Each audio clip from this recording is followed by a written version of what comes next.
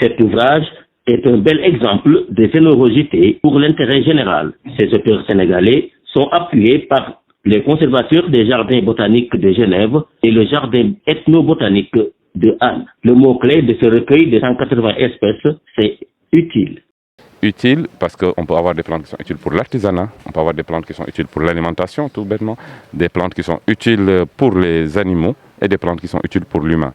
Donc il y a un peu un recueil de 180 espèces dans ce livre qu'on a pu choisir avec, entre autres, les auteurs sénégalais que vous avez vus ici.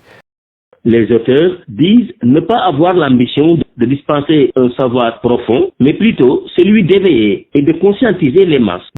Concrètement, ce que ça a donné, alors je ne dirais pas un savoir que tout le monde pense être exceptionnel, mais c'est un ouvrage d'éveil et de bon sens pour tous sont les utilisateurs des végétaux. Les végétaux, ce sont les arbres qui nous entourent et qui nous sont plus proches, parce qu'il y a des plantes utiles et des plantes à usage multiple.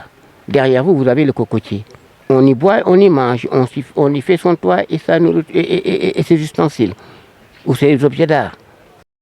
Avec les plantes, la souveraineté alimentaire est bien possible, soutien élargi à Sandio. Mais on insiste sur avoir tout ce qu'on mange, que ce soit des produits locaux qui ont poussé là en ce moment.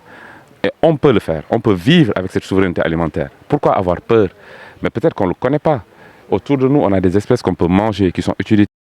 En plus d'offrir à certains lycées du pays 200 livres, les auteurs ont dit avoir baissé le prix de l'ouvrage afin de permettre au maximum de Sénégalais de s'approprier cet effort altruiste qui doit servir d'exemple aux savants du pays qui ont la responsabilité d'aider les populations à garder une bonne santé, mais aussi à améliorer leurs conditions de vie.